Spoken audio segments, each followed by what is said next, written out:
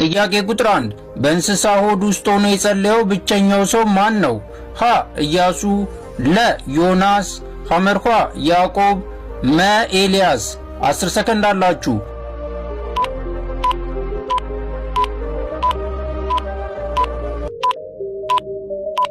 መልሱ ለዮናስ ነው። ጥያቄ ቁጥር 2 በእስራኤል ላይ ትፈርድ የነበረችው ብቸኛዋ ሴት ማን ናት? ሀ ሳራ፣ ለ አቢጊያ፣ ሐመርኳ ዲቦራ፣ መ ቃሲያ። 10 ሰከንድ አላችሁ።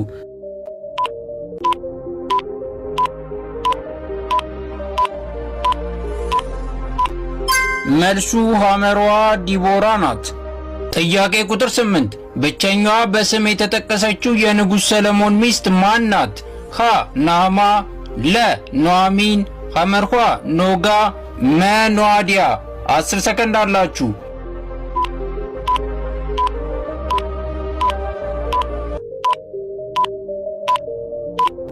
ትክክለኛው መልስ ሀ ናዕማ ናት።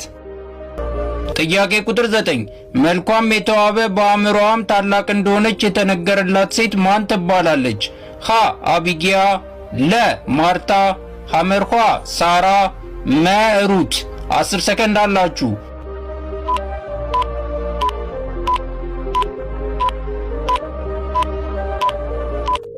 ትክክለኛው መልስ ሀ አቢጊያ የሚለው ነው። ጥያቄ ቁጥር 10 እግዚአብሔር እንደሚስቅ የተነገረበት የመጽሐፍ ቅዱስ መጽሐፍ የቱ ነው? ሀ መክብብ፣ ለ ሰቆቃወ ኤርምያስ፣ ሐመርኳ ዕዝራ፣ መ መዝሙረ ዳዊት። 10 ሰከንድ አላችሁ።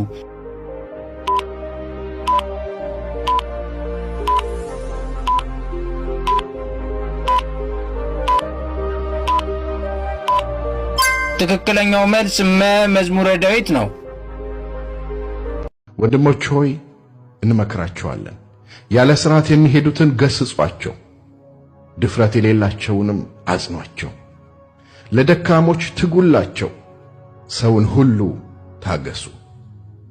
ማንም ለሌላው በክፉ ፈንታ ክፉ እንዳይመልስ ተጠንቀቁ። ነገር ግን ሁል ጊዜ እርስ በርሳችሁ ለሁሉም መልካሙን ለማድረግ ትጉ።